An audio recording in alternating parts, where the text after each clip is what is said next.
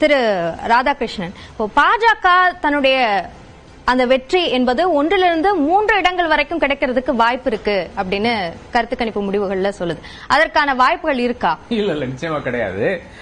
என் நண்பர் ஒருத்தர் இங்க முத்துராஜ் என்று போட்டிருக்காரு, இது எப்படிப்பா பிட் அடிச்ச மாதிரி எல்லாருமே ஒரே பதிலா இருக்கு அப்படின்ட்டு. அதாவது இந்த என்டையர் கருத்து கணிப்பு பாத்தீங்கன்னா அனைத்து ரிப்பப்ளிக் வந்து 359, என்டிடிவி 371, அப்புறம் வேற யார் பாது நியூஸ் எக்ஸ் 371, இந்தியா நியூஸ் 371.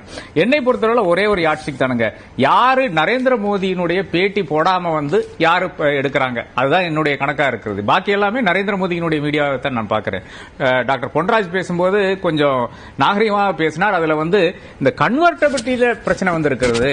பர்சன்டேஜ்ல இருந்து கன்வெர்டபிலிட்டிக்கு, அதாவது சீட்டு கன்வெர்டபிலிட்டி, அதாவது எப்படி நாம் தமிழருக்கு வந்து 10% இருக்கிறதோ அந்த 10% வந்து எப்படி ஓட்டா சீட்டா கன்வெர்ட் பண்ண முடியாதோ அதே மாதிரி பாஜகவும் கன்வெர்ட் பண்ண முடியாது. அந்த பொருள்படி அவர் பேசியிருக்கிறார். ஆனால் என்னை பொறுத்தவரை வந்து நீங்க எல்லாருமே ஒத்தாசை பண்றீங்க தான். இந்த ஆர்கனைசேஷன் எல்லாமே கம்ப்ளீட்டாக மோடியினுடைய மீடியாவாக, கோதி மீடியாவாக கம்ப்ளீட்டாக அவர்கிட்ட இருக்கிறது தான். இதுக்கு உதாரணம் வந்து இன்றைக்கு நேரத்துக்கு ஆரம்பிச்சு கிடையாது. 2009 எப்போ வந்து இந்த என்டையர் சிஸ்டம், அதாவது இன்னும் கோதி மீடியாவாக மாறவில்லை, அந்த சமயத்திலே வந்து யூபிஏக்கு எவ்வளவு கொடுத்தீங்கன்னு தெரியுமா?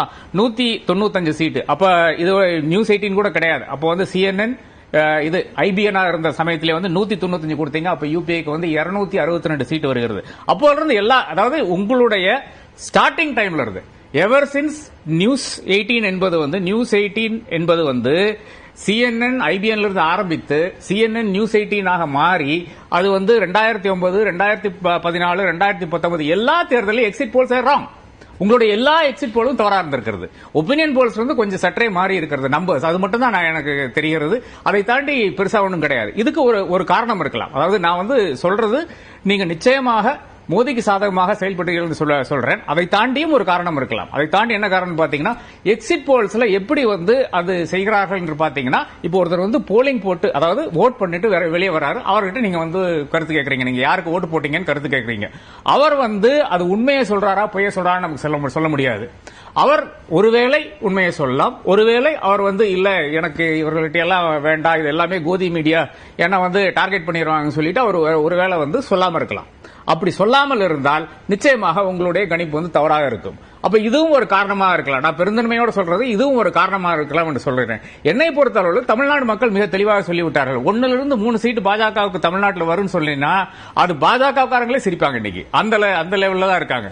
அதுவும் அதிமுகவுக்கு பாஜகவோட கம்மியா வரும்னு பாத்தீங்கன்னா, அப்போ அந்த பெருந்தன்மை வந்து நீங்க வந்து பாஜகவுக்கு காமிக்கும் போது ஏன் அதிமுகவுக்கு காமிக்க முடியாது? என்னை பொறுத்தளவு வந்து ஈரோடுல வந்து க்ளோஸ் ஃபைட் நடக்கிறது, நாமக்கல்ல வந்து க்ளோஸ் ஃபைட் நடக்கிறது, அதாவது திமுகவுக்கும் அதிமுகவுக்கும். திருப்பூர்ல க்ளோஸ் ஃபைட் நடக்கிறது, பொள்ளாச்சியில க்ளோஸ் ஃபைட் நடக்கிறது, கோயம்புத்தூர்ல க்ளோஸ் ஃபைட் நடக்கிறது. இப்ப இந்த இவ்வளவு இடத்துல க்ளோஸ் ஃபைட் நடக்கும்போது நீங்க ஏன் வந்து அதிமுக இன்னொரு பெருந்தன்மையை இன்னொரு 2 சீட் போட்டு கொடுக்கலன்னு கேட்கிறேன்.